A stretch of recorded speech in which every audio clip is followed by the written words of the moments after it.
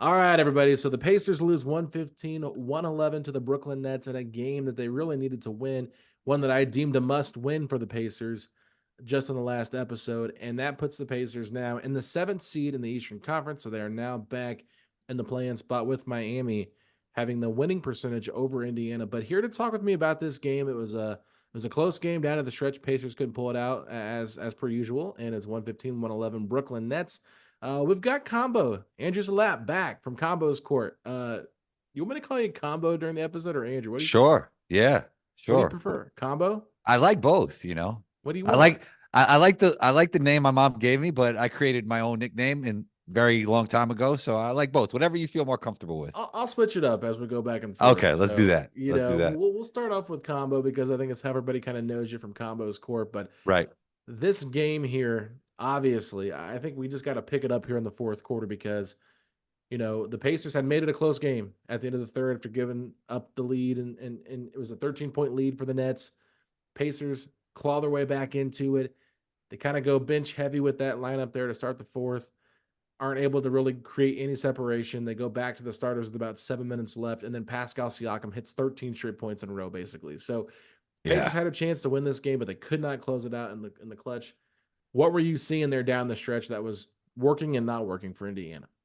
Yeah, I think down the stretch was actually fine. I mean, I know Obi messed up a little bit at the end there, but I mean, Pascal, you said 13 straight points. It felt like 13 straight buckets, and they were all tough twos. I mean, that's why the Pacers acquired him, right? That guy who could make shots in late game situations, end the shot clock situations, and that's going to be much needed going forward.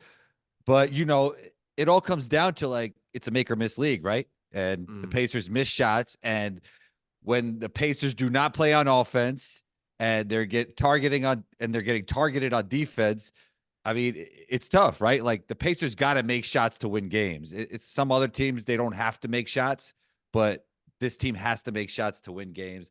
And it's a very tough loss. On the same night, the Nets find out they are totally eliminated from the play-ins. The Pacers lose to this team. So yeah, tough loss. Yeah, I mean, the Nets have nothing to play for. There's no draft picks to play for, so there's no incentive to lose. There's no Right. plan to play for. I mean, obviously there's incentive to win just because you're trying to win, but like in this game here, it was the Pacers could not get the stops they needed, even though Pascal was making shot after shot after shot. And it was one of those things where once again you just out of position. Nick Claxton gets a 1 foot alley oop. Mikal Bridges makes a big three in front of the Pacers bench when the Pacers had a 3-point lead and it felt like things were kind of going in their favor. And then of course after that play, the Pacers missed because Pascal Siakam got the offensive charge, and then they hunt out Tyrese Halliburton in the switch and the pick and roll, Yeah, yeah. and Same leg finish, right? yep, For Dennis shooter. Schroeder right Yeah. by him. And so, I thought there was some pretty solid defense from Halliburton at times in the third and the fourth. Like, I think he had a really great contest on a Cam Thomas 3-point shot that he like jumped out of the gym to try to block, and Cam Thomas ended up airballing it. But like for the most part, I think this is going to be a sign for things to come in the playoffs. Like teams are going to hunt Tyrese Halliburton, Yeah. and he's got size, but it's like I don't know. What did you see on that defensive play there? Because what is the problem there with Tyrese, on that switch? How does Schroeder just get right by him so quickly? Yeah, I think that's the worst matchup. I think when a player tries to play with it and then maybe get a shot up, Tyrese is long enough and athletic enough to get a hand up. But when you just attack his hip, like Schroeder could do, and the speed in which Schroeder could do that, like we all seen FIBA Schroeder, like this guy could really play basketball and he could take over a game. And just attacking Tyrese's hip like that is probably like the worst thing for the Pacers in that moment. It's not a guy who's going to play with it and maybe Ty could get a hand up. It's somebody just attacking, going right at him, and a very fast player at that. So yeah, that wasn't a good combination when it comes to Schroeder's ability and Tyrese's defense. If you're Tyrese Halliburton and you see this switch is about to happen, how do you prevent Schroeder from doing that? I mean, because Yeah. does he have to just get lower? You have to, well, first of all, the whole thing going into it is I wanted to take a tough contested two. Like that's what you want, right? As a defensive player. Now, a lot of players aren't taking tough twos these days, but you want a tough contested jump shot, not a clear. And if he's going to go by, make him dance with it a little bit so the help could be ready. Mm-hmm. So you don't want a straight line drive in that situation from Shooter, who's a good finisher and ultra quick. Talk to me a little bit about just in general. the I guess you could I'm trying to figure out the scheme, I guess you could say, in terms of, okay, we're gonna hedge versus we're just gonna switch everything. What are the pros and cons to hedging, and the pros and to hedging and to just switching everything? Yeah, I mean, you need the personnel to switch everything. Like, and the Pacers do not have that personnel. And we saw certain players get targeted in this game. You need a team like, the Clippers who have switchable defenders and everybody could move their feet and slide their feet and play defense. So I don't think that's ideal. Hedge and recover is an interesting way to play, but it's always better in that situation to have a Miles Turner, right? A big who could kind of, tag the roller and all that kind of stuff. So, yeah, I mean, the Pacers don't have the personnel to really play defense. And we know that coach plays a very offensive style of basketball, a very analytic driven style of basketball. So the combination of all those things doesn't make the Pacers the greatest defensive team. And then with Miles Turner out, I mean, that makes things even tougher. Yeah, I mean, I think we definitely need to bring that up. Obviously, Miles Turner dislocated his finger against the Brooklyn Nets on Monday night, and so he did not play in this game. And Rick Carlisle said he would be questionable because it was more of like a pain tolerance thing. He didn't feel like he could go in this game. So Jalen Smith gets to start, and then Isaiah Jackson played some backup five, and it was Noah Clowney, going off early in the Yeah. first half, like just kind of having a pretty big game there. And so the Pacers kind of countered that lineup in the second half by pretty much going small with Obi Toppin at the five with Pascal Siakam, trying to just find different ways to do it. I mean, Obi Toppin had some good moments on Watford as well defensively, I thought. But Noah Clowney having 22 points and 10 rebounds, a career night for him in 17 minutes. Like, you can't allow that to happen if you're Indiana and you're trying to, stay, with your head above water in terms of not being in the play-in. Like, you can't allow a guy that's a Yeah. rookie like that to do that. I mean, did Rick Carlisle make that adjustment too late? Yeah, I think so. I also think with teams like this, they're it sounds crazy. Like bad teams are almost tough to guard because you have nobody to focus on, right? Uh-huh. Like who we focusing on? I mean, Miles Bridges didn't have a big game. Cam Thomas went off. You don't know what this team's culture is. So what are you really trying to take away? And I think Mhm. a guy like Clowney just surprised this team, and it wasn't something that they were waiting for or prepared for. I mean, you were Mhm. probably gearing up to go against Bridges. You know, Cam Thomas is a professional scorer. This team has no culture, and it's kind of like, what do we take away? We don't know what to take away at this point. So these games could get tricky at this point of the season. Yeah, and I hate playing teams that don't have anything to play for because they just come in so relaxed Yeah, and they're it's just just hooping. yeah, they're hooping and they're there to play spoiler, right? Like they don't care about that. But like, yeah, so you're right though. This Pacers team, they can't afford to miss shots, and that's one thing that I do think hurt Yeah, them once again. 10 of 38 from the field from three, excuse me, for 26.3%. Like that is not a recipe for success for the Pacers because they need to really close. They need to really hit their shots to win games. And Tyrese Halliburton, he goes 5 of 14, and yeah. so he hits half their 3 pointers in the game. And he was cold early on. I mean, he hit some bigger ones there in the third, fourth quarter, trying to get the Pacers going. But when you have Halliburton scoring 24 points on 22 shots and Siakam scoring 26 points on 27 shots, just not effective enough with that field goal percentage to give yourselves the best chance to win. I mean, they still had a chance to win, but like nobody else besides Obi Toppin was in double digits. So they were hogging a majority of the shots, but you probably want that from your two best players in a must win type of game, quote unquote must win, right? But to me, I was just a little bit disappointed with their overall effectiveness. And was there something you saw Brooklyn was doing defensively to really make it hard for them? No, not really. Yeah. No, I mean, you rattle off those numbers, and it's kind of surprising that it got this close.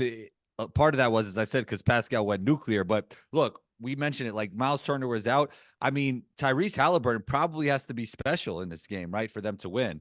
Um, yeah, I mean, like it's just a make or miss league. Pacers miss shots. I didn't see any great defense on either side of the ball tonight, to be Yeah. honest. So Yeah. it's just I see Cam Thomas shooting a lot of tough shots. And it was tough, man. Tough loss for the Pacers. Yeah. I mean, I think the Pacers had some nice block shots. I mean, Isaiah Jackson had some nice Obi ones. Toppin had a nice block. Yeah. Yeah, he had 3 blocks in the game. Obi Toppin did. Jalen Smith had two. Yeah. Isaiah Jackson had two.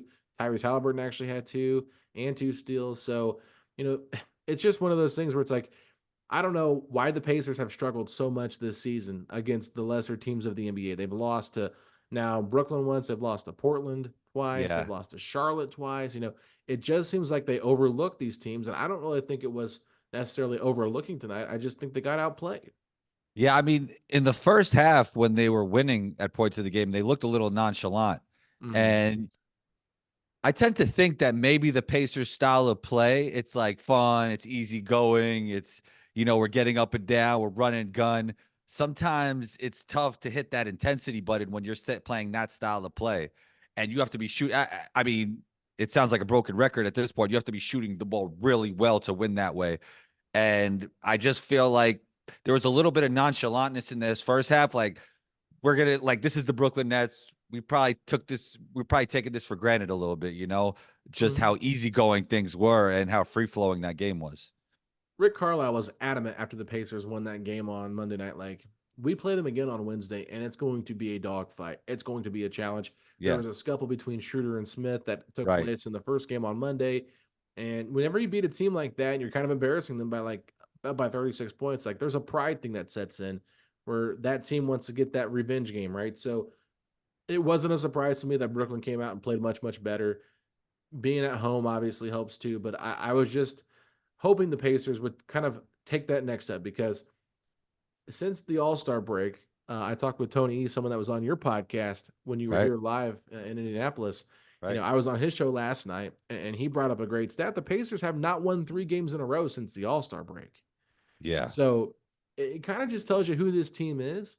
They're a team that's maybe floating just around above 500, but not capable enough, not talented enough, I guess you could say, to really kind of separate themselves from the rest of the other teams that they're trying to, fend off. And that's why you've seen even when Miami has, rough stretches losing to Washington, teams like that, Indiana can't create enough separation to keep the distance from 6 and 7 that far. And now they're sitting in 7. So it they play each other on Sunday. That's going to be like probably the biggest game of the season for the Pacers. But I just feel like when you're looking at this Pacers team overall, they just can't string together enough consistent basketball.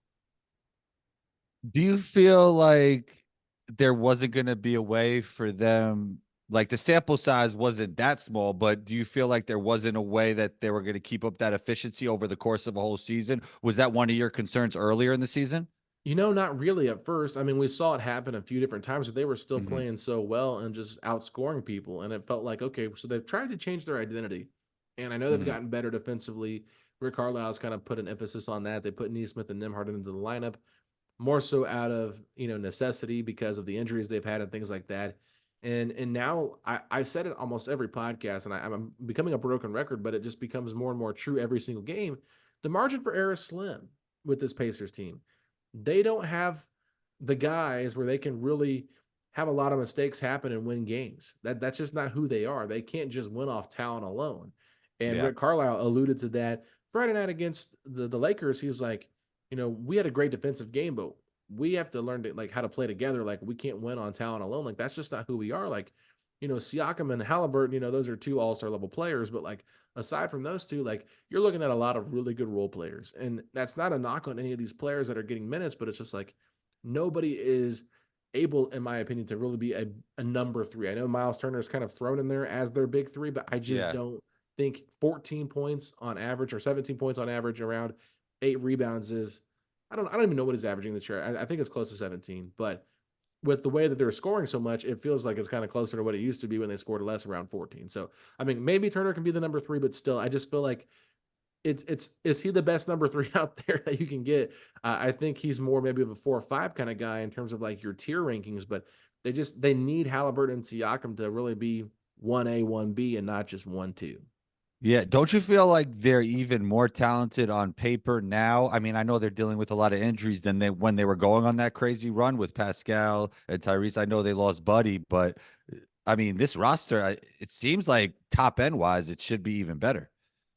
Yeah, I mean, getting Pascal definitely makes them better top Yeah. end wise because you did lose Bruce Brown, you do lose Jordan Moore, but those two guys they're not anywhere close to what Siakam's brought to this team, right? This Right. Pacers team's not 43 and 34 without Pascal Siakam. Like he's been very very pivotal to their success in the second half of the season, and a lot of that goes back to just the Halliburton injury and him coming back from that. So they've kind of Yeah. needed Siakam to be that number one guy. Why Halliburton's been out, but you're right, like.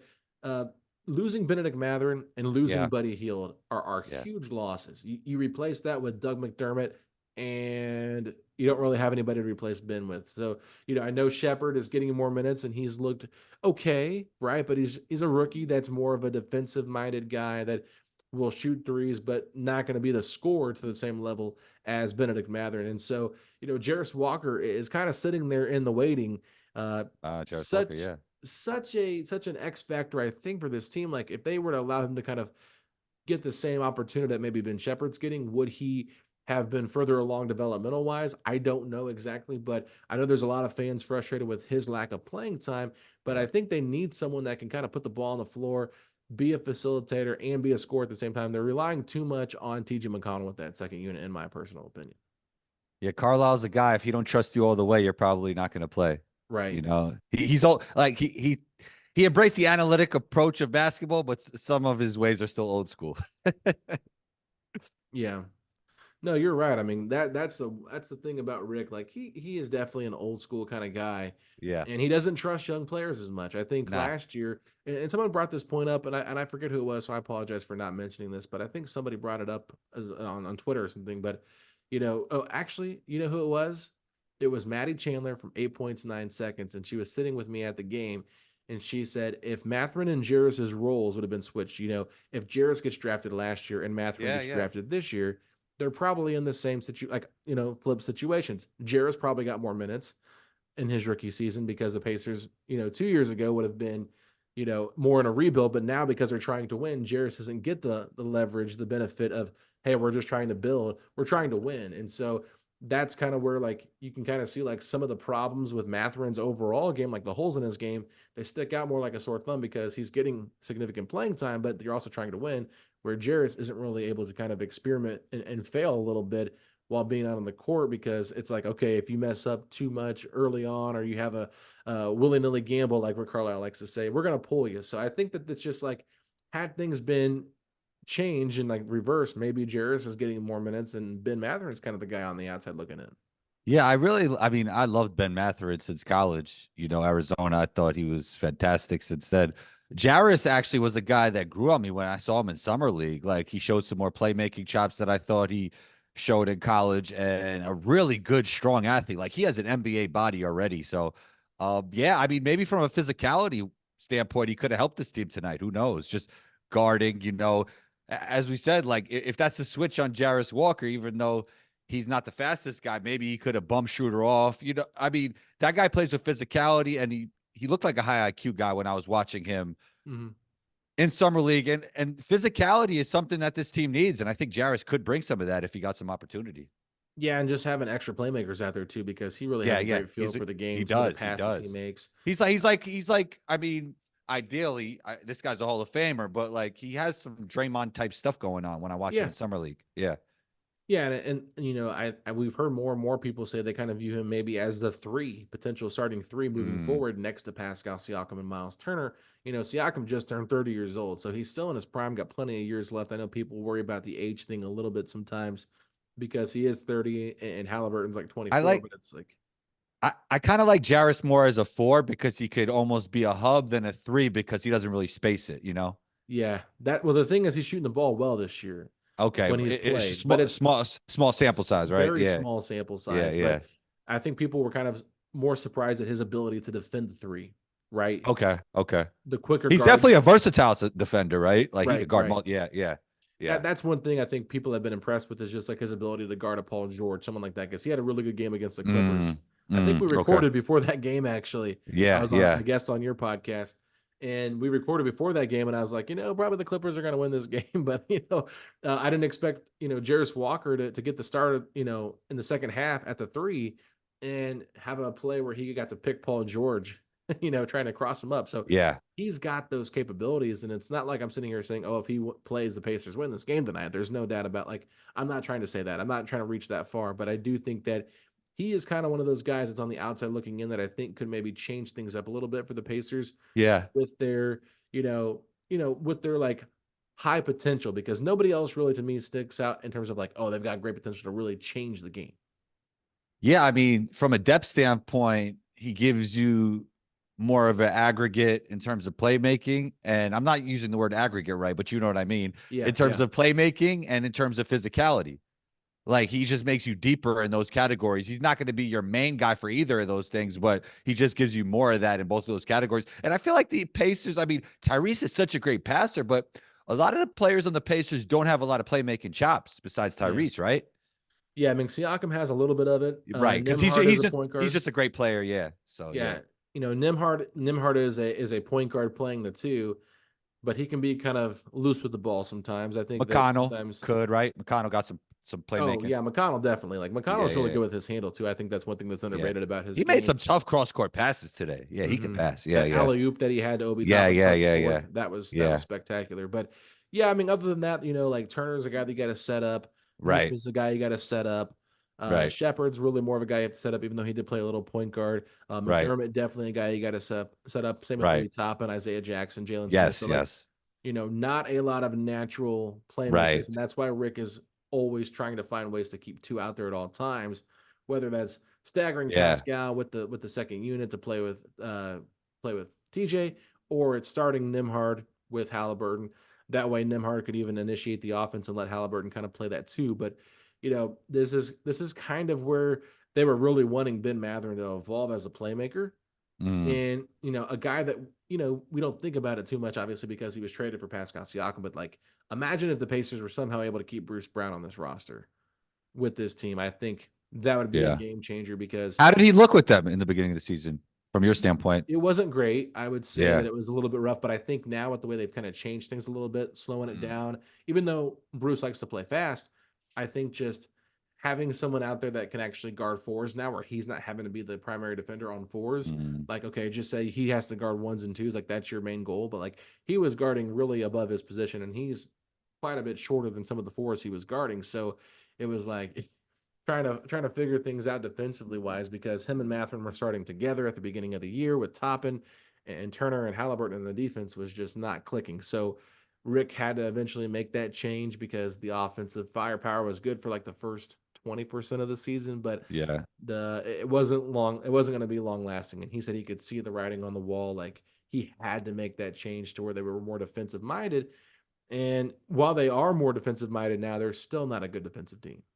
Yeah. I mean, this offseason, you're going to need to bring in definitely defense, always want shooting around Tyrese and players with more playmaking chops. And then hopefully the development of Matherin and Jarris. That's going to be big for the Pacers next year as well. Yeah, and this is like not to get too off season talk ahead of schedule, but like one Well, player. before we get there, do you feel like the focus should still be are we in win now mode? Not we. I know you're the Pacers guy, not me, but I'm just saying we for now. Well, I mean, I think the Pacers are in win now mode. You don't make a trade for Pascal Siakam and not be in Right. win now mode, right? And, Right. and Halliburton wants to win. I think those two together are good enough to win. Like obviously the Pacers are going to make the postseason. It Yeah, just, yeah, right. will they make it into a playoff series? Because if they get into a play-in right now and they're hosting Philadelphia, who just got Joel Embiid back, Yeah. Oh man. that's a Oof. tough win or go home type game. I mean, I know they beat the Celtics in like the win or go home situation with Vegas in the in season tournament, but that's a totally different story. But I still think they'd have a chance in that game. I think they've beat Philadelphia, I think 3 out of 4 times, 2 out of 3 times, something like that this year. So they've played them decently well this year. But then if they somehow lose that game, they would still host, but the team that more than likely host is the Chicago Bulls, who they'll be hosting the Atlanta Hawks in the 9-10 matchup. And the Bulls have beat the Pacers 3 games to 1 this year, and they have no answer for their defensive scheme on how they can kind of slow the Pacers down. So that is why I think avoiding the plan is so pivotal, because what happens if they end up missing the playoffs overall because they end up losing back-to-back play-in games, and now they have no lottery pick, they have no pick whatsoever to kind of help them finagle and make more moves. They got to owe Pascal Siakam probably a max contract with Halliburton's max kicking in. There's just not a lot of room for them to make a lot of moves unless they make some other kind of trade. So I think they want to win now, but they're You just know, kind of stuck. I thought of a few things there. So, do you feel like the Pacers are playing slower now? Um, Slower, but they're still not playing super slow. Yeah, my thing is from like an optimistic point of view that and I know the Pacers fans listening will love this, that maybe they took a step back regular season wise adding some of Pascal's half court chops, but that could Mhm, actually help them in the playoffs when the game slows down, and you need a mhm. guy like that. No, and that you saw tonight. I mean, Yeah, exactly. That was glitchy. Like he made 5 tough twos in a row. None of them hit the rim. It was crazy. It was crazy, bro. yeah. Yeah, yeah. He went off. He went off. Oof. Yeah, I mean, it was one of those things where it's like Halliburton. I felt like Siakam. I misspoke earlier on too in the beginning of the pod because it wasn't an all bench lineup. Siakam was out there with the bench unit, but Mm, it was one of those things where he just didn't look comfortable out there. He wasn't getting the shots that he likes, and I think part of that too is playing next to Isaiah Jackson because he's used to playing with a big that kind of spreads the floor and flourishing in that. And when you play with Jackson, Jackson's a guy that wants to be around the rim, so it does kind of clog things up a little bit there in terms of what he wants to do. But yeah, they clearly went to Siakam early on, hoping that he would have something in the fourth quarter. He didn't early on, but they were able to find that late. And I think that's just kind of who Siakam is. Like he's just a gamer, a natural scorer. And he was seeing the mismatch and he was like, give me the ball, turning over the left shoulder, turning over the yeah, right yeah. shoulder, Step backs. fadeaways. Yeah, It yeah, just looks so good and so fluid. And that's where you're like, okay, if Tyrese has that, okay, that feels pretty good. That's a pretty good 1-2 punch. Like I'm not saying anything negative about this Pacers team, but I like that point you brought up there of this could be the Pacers taking a step back in the regular season, but right. taking a step forward in the postseason because we know things slow down in the postseason for sure. And the Yeah, officiating, it's already shifted a little bit to allow more physical play, but it's only going to get more physical during the playoffs. And you're going to see where you're going to need a big bucket. And, you can't rely on Neesmith and Nimhard and McConnell and Obi Toppin to get you big bucket after big bucket. You need someone that's going to do that. And so if Halliburton doesn't have it, Siakam will hopefully have it. If both those guys go cold, then you're probably not winning that game. yeah. Is it Nimhard? Because they were saying on the Nets broadcast it's Nimhard and not Nemhard. Can you believe that? Yeah. So some people say Nimbard and some say Nimhard. Okay. It is Nimhard, Okay. how the Pacers pronounce it, but I've heard Pacers people pronounce it Nimbard on their podcast, and I don't know. I always say Nimhard. I don't know what you Okay. say, but No, yeah, I've always said that too. But back to your point, not only for the postseason, but for the future. For the future, it's like Pascal's going to help you, and I think like some of this is probably because the Pacers were playing so much of a different style than everybody else, and they still are, but things probably slowed down a little bit in the regular season, which might not give you as much of an advantage in the regular season. But as we talked about, like I do think it helps you in the playoffs, and you definitely need a guy like Pascal in your future if you're looking to win a title eventually. yeah. So I'm gonna spoil it a little bit, and I'll probably bring it up later in the offseason in case people forgot that I said this. But the name that I think makes the most sense for what the Pacers need in terms of like just some really good defensive help and some outside shooting. He is a free agent this year. I don't think they're going to be able to afford him. I don't even know if he'll leave, but that's Contavious Caldwell Pope from I the thought I Denver thought you were going Nuggets. to say PG-13. Well, yeah, but that's a totally different animal right there. Like obviously they could use PG-13, but I'm thinking of more like a realistic guy. I don't know Okay. what it would cost to get him. I think the money is going to get a little tight there in Denver, so he could walk. And I know that's a big talking point, but I could see him leaving for like Philadelphia, who's going to have a lot of cap. Pairing him with Maxey and Embiid seems like a really nice fit. But I just think, to me, KCP is a much better defender than Bruce Brown. Even though I like Bruce Brown, KCP's longer. He's won a title, I believe, with the Los Angeles Lakers and the Nuggets last year. So like he's got that championship experience, and I think him as a two next to Tyrese, like it gives you that length and that size that you need, Yeah. outside shooting. And no, he's not a playmaker, obviously, but I still Yeah. think he's got some really good basketball left in him. I just don't know if he'd want to come to Indiana. Yeah, that's what he doesn't have. That what I like about Bruce Brown and especially PG-13 from that position. Like they can make plays and it gives you more aggregate, as I wanted to say before, passing and makes them a little bit deeper in that regard. But I mean, yeah, I really want to see PG-13 back in Indianapolis.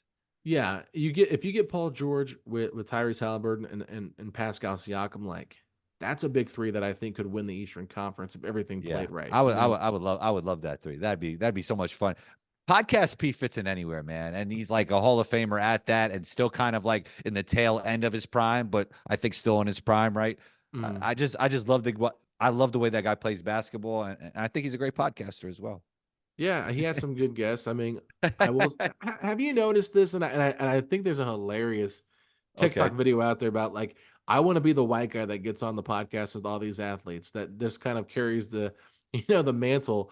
And it was just really funny because a lot of these athletes, like they have someone that kind of sets them up, whatever. But like, I don't really think he needs it. And there's some guys that really don't need it, but they still have that co-host every once in a while just to kind of be there for filler before they bring on a guest. Like, when Tyrese is talking to Paul, like it's always a very fun conversation. Then you'll get his guest or his co-host kind of chime in there a few questions here and there, Yeah. but it's not necessary. It's kind of S- unnecessary. So the actor dude is really funny, and that brings some different dynamic, Yes. right, to the podcast. And so it's almost like the LeBron James effect because PG-13 is so good at everything, right? Like he could give his 2 cents, right? He could guide the conversation that, yeah, he kind of takes away the role of that little dude who's actually a solid podcaster, but PG-13, it's like on the basketball court, like that guy could do everything. And as a podcaster, he could do everything as well. Yeah, and the Pacers need someone that can do everything. So, Yeah. and Pascal Siakam, like he's not known for his defense, right? Like I think people expect the defense to get better when he was traded here, just Mhm. because he gives them size and whatnot. But like I've heard the Pacers talk about like how they ran things in Toronto and how it's much different here schematically, defensively with what they're trying to Mhm. do. And I'll be interested to see how they kind of make adjustments moving forward because yeah, this year it is what it is, but I think maybe they shift a little bit in terms of how they build this roster with what kind of style they want to play because I think they know they have some really good offensive talent, but it's not going to win you enough games, I don't think, to really kind of feel like you can be an actual contender in the Eastern Conference. So they've had some success early on. I think it's a fun thing to do in the regular season, playing fast and kind of catching teams off guard. And I don't think they should lose that element whatsoever as long as Tyrese is here. But I think how they've kind of made that slight adjustment is just going to continue to keep growing in that direction and making more adjustments to become more defensive minded while Yeah. also keeping a little bit of your offensive, presence. Yeah, I think they saw what happened in the end of that in-season tournament, and then since then, I mean, things have changed. And then yeah, I totally agree with you. Like bringing Pascal and moving more into that style of basketball where we could still get in the half court and make things happen and play more defense is going to be really important. Just more two-way players, more playmaking. It's gonna be good for the Pacers moving forward, even though it might be a slight step back right now. All right, I'm going to ask you about a team that I'm not sure if you've watched a lot of yet because I haven't watched very much of them, but that's the Miami Heat. Okay, well, I'm familiar with the coaching staff, so Okay. yeah, yeah, yeah. So this is a team that, last year they make it to the NBA Finals as an 8 seed in the Eastern Conference. Hmm. They've been up and down all season long. No real consistency from them whatsoever. Either they're currently in the 6 seed. They've got Philadelphia on Thursday night, which will be a big game. I think it's one of those games where like the Pacers are going to be closely watching. It's at home, but then they go on the road Friday to play the Rockets, and then they're in Indianapolis Sunday to play the Pacers. So that'll be their third game in 4 nights. It's a very big game. What are your thoughts on this version of the Heat that they have right now compared to last year? And are they as inconsistent as maybe their record says they are? The only reason they're super inconsistent is because of the injuries. Like Right, they've had right. so many different lineups, but this team at this point of the season, they're not going to go down easily. That No. team's going to fight. Playoff Jimmy's going to start looking more like playoff Jimmy, even though it's not playoff times. I mean, they're going to try and find a way to win every single game, and they never take any possession lightly. And if they do, that player's coming out, but it doesn't happen too often. I mean, you know how it is. It's Heat culture, and they're going to be ready to play. It definitely won't be an easy win, I'll tell you that. And the thing is like they got guys that could attack those mismatches, which Brooklyn did tonight a little bit, right? So it's definitely going to be tough with Bam and Jimmy on the defensive side of the floor for Indiana. Yeah, I think it's going to be even more tough, especially if Miles Turner is unable to play in that game. Oh yeah, oh yeah, yeah, yeah, man, Just yeah, his rim protection is huge. Now the Pacers did win against the Miami Heat. yeah, They played 2 games on the road yeah. back in They could win. December. They got to make shots, but they could win. Yeah. Yeah, and they made a ton of shots that game. I mean, Bruce Brown went off for 30 points in the game, and Tyrese Halliburton did Mm. not play. So Oh wow. yeah, so that was a pretty big win. And Obi Toppin probably defended Jimmy Butler better than anybody I've seen so far from the Pacers in the last 4 or 5 years. Like, just had a really good defensive game on him. Didn't fall for any of his pump fakes, and was able to use his size to kind of frustrate Jimmy. And I think they were trying to kind of use the Aaron Gordon approach with, okay, let's put a little bit more size on Jimmy to make it harder to shoot on. We know Jimmy's a That makes very sense. physical player. Bam Adebayo, that mid-range jumper, like it feels like it's pretty, bread and butter when he's going. And this is just a weird team because back in December when these two teams faced off in back-to-back games, Jaime Jaquez Jr. was just like so good off the bench. Like he was just Yeah. torching Indiana. And now he's kind of going through a slump. Yeah, he had an injury and he's been up and down since then. Yeah, yeah. So it's one of those things where it's like, okay, this game Sunday that the Pacers are going to play against Miami is going to be huge, but the Pacers also have OKC on Friday, so they don't have an easy schedule. Then they're on the road at Toronto, who Toronto's trying to lose to get themselves a better draft position. So that's the only saving grace the Pacers have there because they've already lost twice to Toronto this year. And then Cleveland is the fourth game they have, and then they close it out against Atlanta. So all these teams that they're playing are all in at least play in or play off contention, except for Toronto.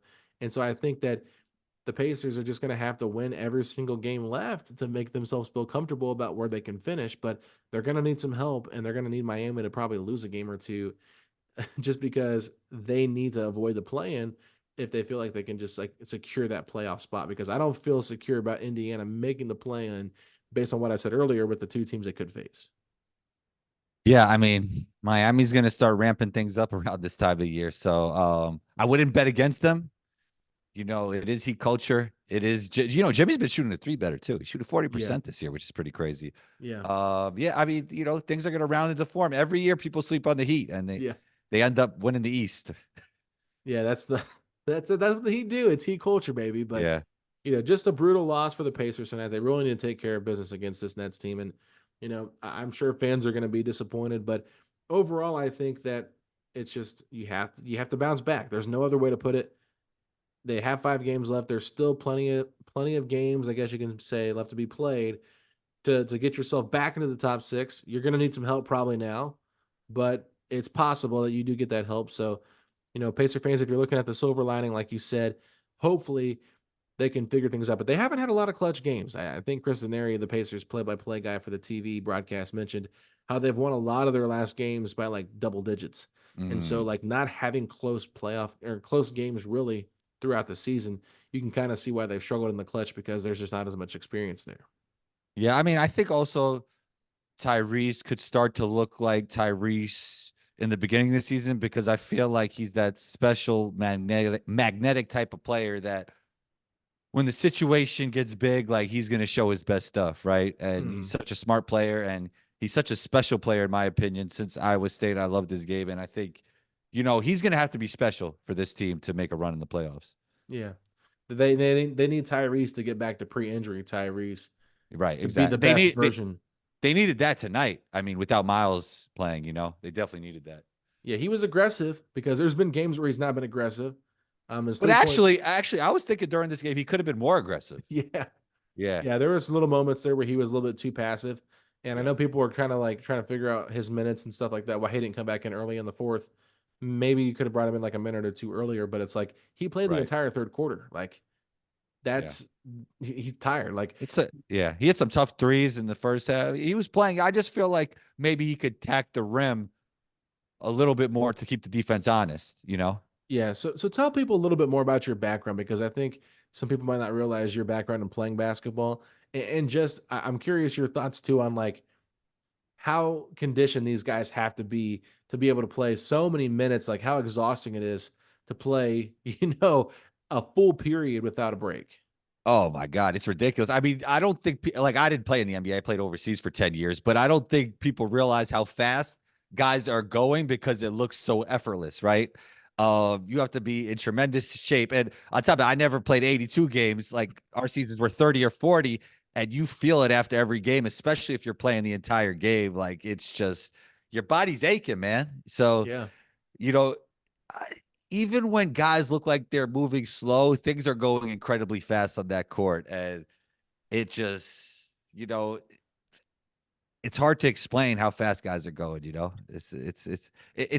looks effortless, but guys are playing really hard. I know like the thing is like in the modern NBA plays, guys don't play hard. They're playing hard, just as hard as ever before, and the court is more spaced out. So, guys have more ground to cover. I think it's part of the reason why a lot of guys are getting injured now. But mhm. My background is I played 10 years overseas, and at the end of that career, I started a podcast, and here we are, 6 years later, still going.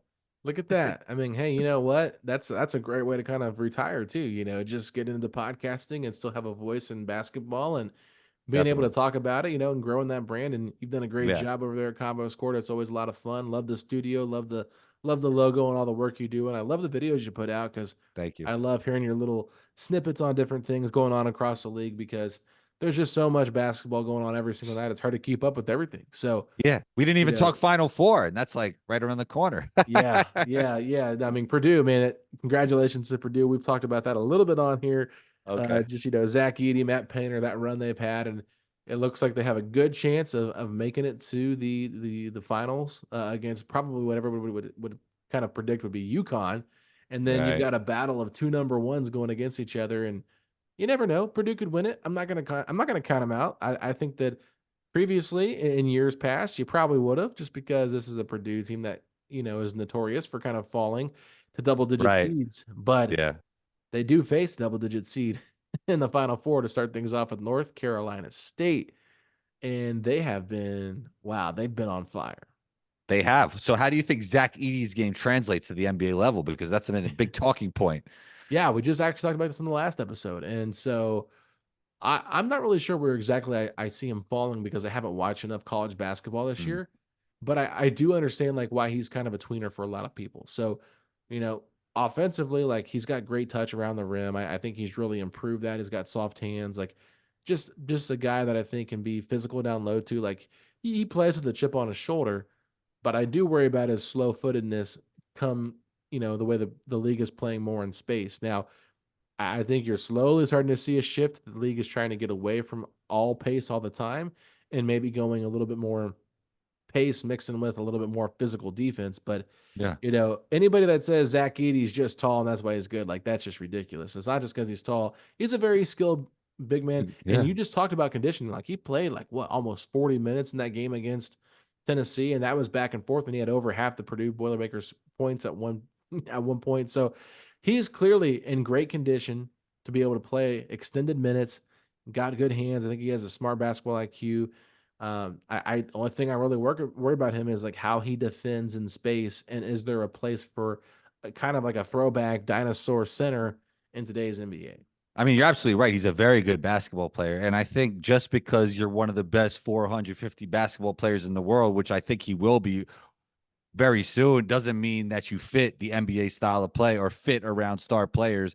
And in this day and age, either you're an NBA star or you fit an NBA niche. Like, what's his NBA niche? And then you have to guard multiple positions. Can you guard anybody? Can you guard everybody? Is also a big thing if you're playing switching defense like we played before. So I think he's a very good basketball player. I do think it'll be a hard transition for him. He's more mobile than Boban, but I don't know if he'll be anything different than Boban in the sense that he'll be a situational player for years to come. I think he could have a bigger role than Boban, but I do. That's his NBA comp for me. Like I don't think teams are going to like change the way they play to get post touches for Zach Edey, right, over long stretches of the game. So it's gonna be tough, but I hope the best for him. I do laugh at the Boban comment just because the guest that we had on yesterday said I hate the Boban comp. So it's just like a It's the first totally person just I thought of. That's the before I even heard anybody say it. That's like the first person I thought of. what about Taco Fall? Yeah, he didn't last in the league. That's the That's what I'm problem. saying. Yeah. But has the league was the league faster then when Taco Fall entered the league? Well, the league is still like people. What do they think? The league slowed down. Like people think Jokic is slow. That guy flies up and down the court. Right, right. It's like, yeah, he might play at his own pace, but it's like that the league might have got a little bit bigger. Like the center is coming back a little bit, but you got to Yes. be able to get up and down the court. Just because it's not like right after that Steph Curry era where the league got really small, like we're seeing the return of the big man, obviously with Wemby, and then you got Embiid and Jokic, and then Chris Kristaps having a great game tonight. I mean, the bigs are back, but you still got to be able to get up and down the floor quick. And also, he doesn't space it. He's a Yeah. clogger. He's not a spacer. Like he doesn't shoot it like those guys do. Yeah, he's gonna have to work on that shot. And I think that Yeah. there's potential there for it because of just how much he's improved already. throughout his college career, and you could see like just the drastic improvements he's made. But yeah, there's a lot of things that like there's a lot of holes in his game, but Mhm. there's also some things that okay, maybe if you put him with the second unit, is there a way that he can maybe go in there for a couple of minutes, provide you like 3 or 4 good minutes of like okay, instant offense down low, but yeah, I just worry about how he defends in space, how he is attacked in the pick and roll, and like we've seen how drop coverage has not always been the greatest coverage, especially now with how many point guards are more like shooting guards that just pull up and shoot threes. So if they were to play drop coverage, like, and you got a 3 point shooter on the other side, like if you think Tyrese Halliburton's playing up against Zach Edey in a pick and drop, pick and roll coverage, like if Zach Edey's dropping on, Tyrese Halliburton, like whoever, whatever team he's on, like that point guard that initially gets picked, like they're gonna have to fight for their life to get back there to contest that, or it's just gonna be, Halliburton on Halliburton Island with Zach Edey, and he'll Yeah. just be able to cook. So I do worry about that. Yeah, I mean, there's going to be a time where a big post player will tip the scales back, but I think they're going to have to be so transcendent to make a team want to switch up their whole style of play, right? Mhm. To do that. So I don't think Zach Edey's that guy. And I don't know, man. We'll see, though. I mean, he's a really good basketball player, so maybe he just figures it out. Yeah, it's just Yeah, college is a lot different game than the NBA. 100%.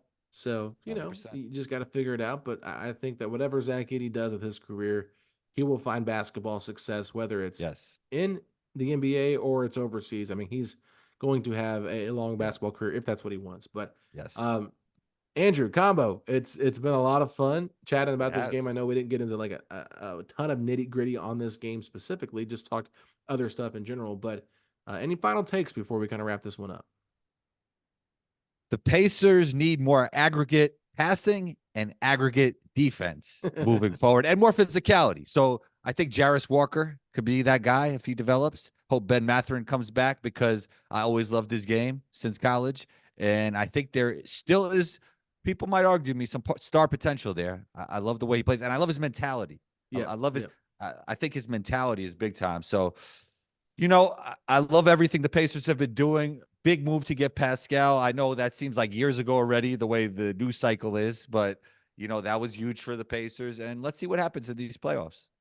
Yeah, let's see. Let's hope they make the playoffs. I know I'm painting a pessimistic picture based on the play-in potential, but you know what? Let's just hope this Pacers team can figure things out and get themselves on the winning way. So go ahead and plug your podcast real quick and let everybody know where they can find you at on the social media.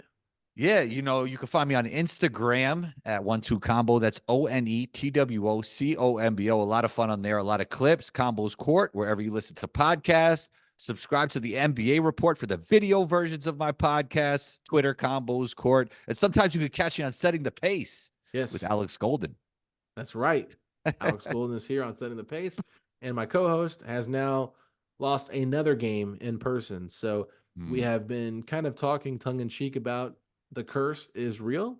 Oh, I wow. don't remember the last game that he's been to where the Pacers actually won a game. I'm thinking it's close to like 2019, 2020 might be the last time that he was in attendance for a win. And so Jeremiah Johnson, Pacers sideline reporter for Valley Sports Indiana, gave him a pair of game worn shorts to try to break the curse tonight, and it still did not work as Facci was in attendance once again, and the Pacers took another L. So I did put a tweet out there saying that I was going to ban him from coming on this podcast for the rest of the season. Like when I open up the Zoom count, I'm not going to allow him to come on the show. Obviously, I'm joking, but Oh, okay. I was about to say, whoa.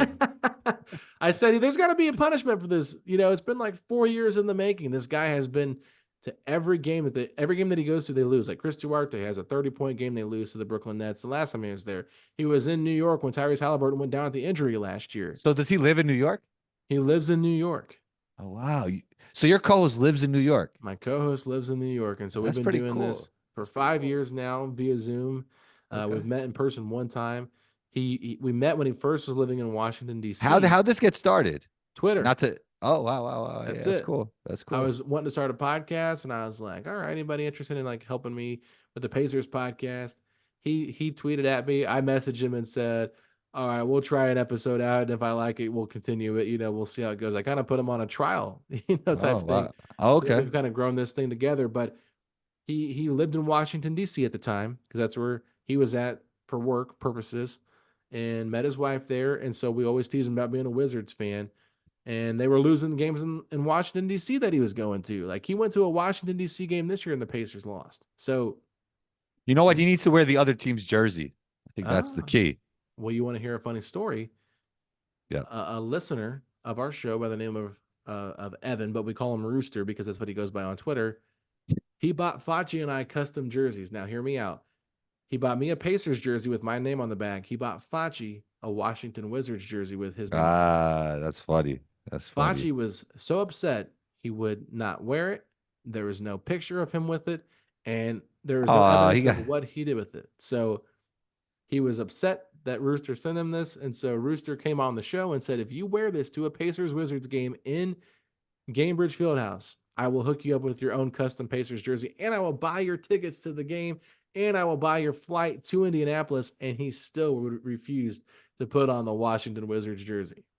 I guess, you got to respect both of them. I mean, he really is a true Pacers fan, and this guy is a loyal supporter of your podcast, Yes. Rooster, and your co-host, loyal Pacer fan. He will not wear the Wizards jersey, but he should switch something up since the streak He's got hasn't to been switch too. something up. Yeah, he might as well wear that Wizards jersey.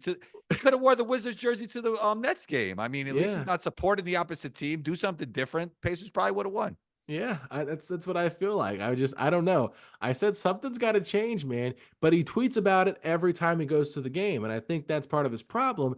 He goes, "It ends tonight." He's calling it out before it happens, before every game.